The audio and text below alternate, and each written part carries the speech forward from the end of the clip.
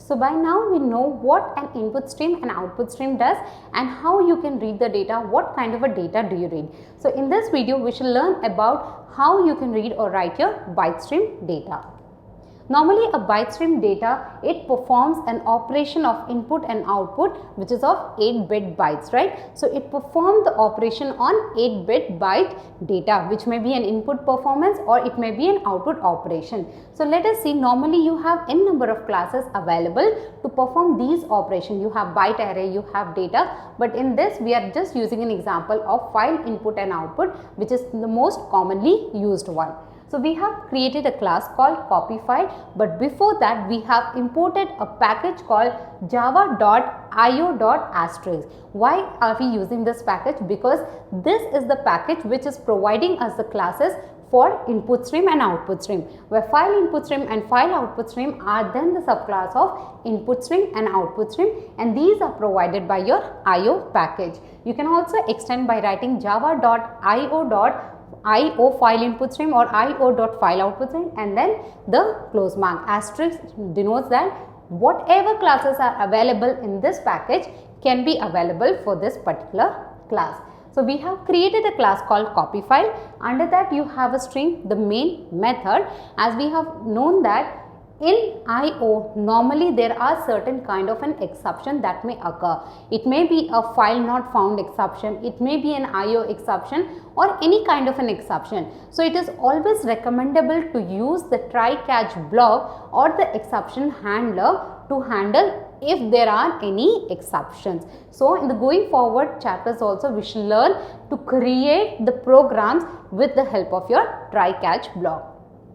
So in the string house we throws IO exception. Normally what is an IO exception, how you write an IO exception we'll learn, but now if you have to catch the exception you write in your try catch block, or you can write what kind of an exception your program may throw, and you write throws IO exception, where throws is a keyword and IO exception is a type of an exception. Then in the braces we need to provide what is your try and finally block. So here we have saying that we've been trying to read a file with the help of file input stream, and then we'll write to another file with the help of file output stream.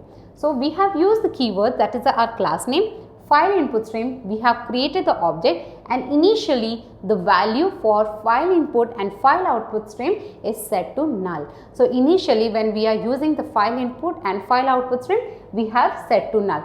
However, if you do not want to set to null and you know the value, you can directly provide in your try block. We have just provided for now the value for both file input stream and output stream is null. We have not initialized any file value to it.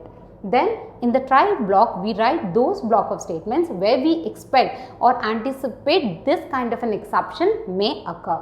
So we have used the object in equals to new file input stream. When you use the new keyword, it means you creating an object for your file input stream, and then followed with the constructor name. You can also write it as input stream in equal to null, and then you initialize as new file input stream. It will not make difference whether you write file input stream or input stream, because file input stream is a subclass of your input stream. The next you provide what kind of a file it is. It is .txt file. Normally we are using .txt file. You can use any other file. So we have two files, one from where we are taking input, then we have another text file where we want to write the output. So the first file name is input.txt. Next in our output stream, like you know now from where you have to read the data. Next is that where do you have to write the data. So you write out is equal to new file output stream. In the bracket you provide your file name, that is output.txt.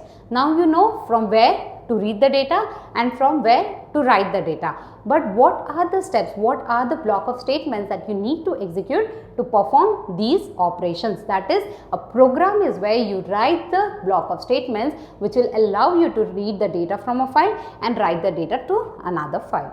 So what you have to do, in order to read a single byte, you can just say in.read and then you are displaying it, or you are storing it in your, or you are writing into your output method.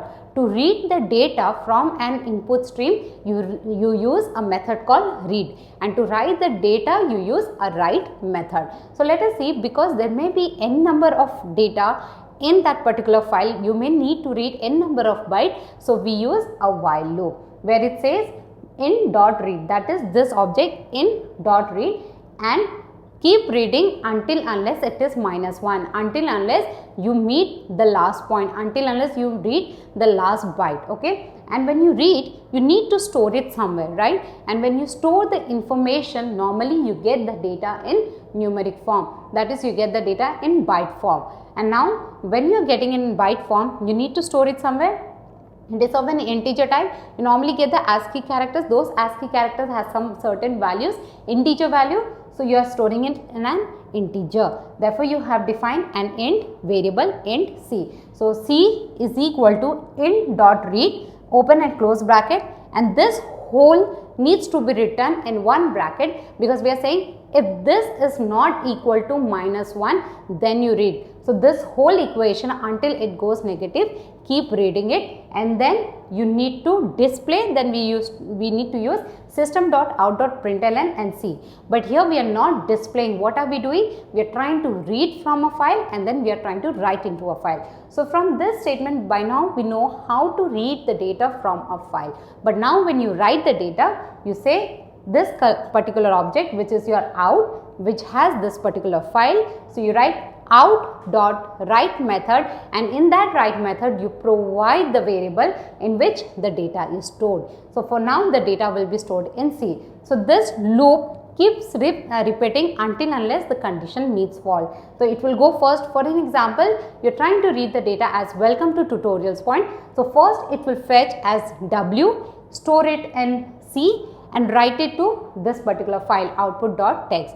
Then again it will go to this input.txt file, that is in.read, then E, and then it will store it in C, and then write it to your output.file. So it will keep repeating until unless it meets the last byte, until unless your file goes negative.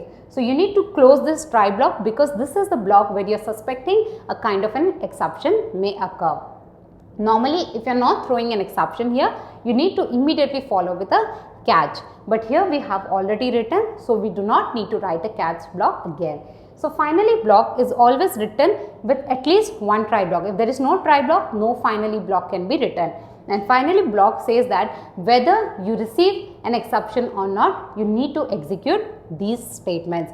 And in these statements, what are we saying? We are trying to close the connection of our input stream and output stream. As already discussed, it is always recommended to close, because the resources may be used by any other object. So in finally block, when you open, you say if in is not equal to null, that is until unless this is not equal to null, then you need to come and close. And similarly, if out is not equal to null, please come and close. So this is how you read a data from a file and write a data to another file, and this is in case of your byte. So in the going forward videos, we shall learn how do you read and write a string, or how do you read and write a character.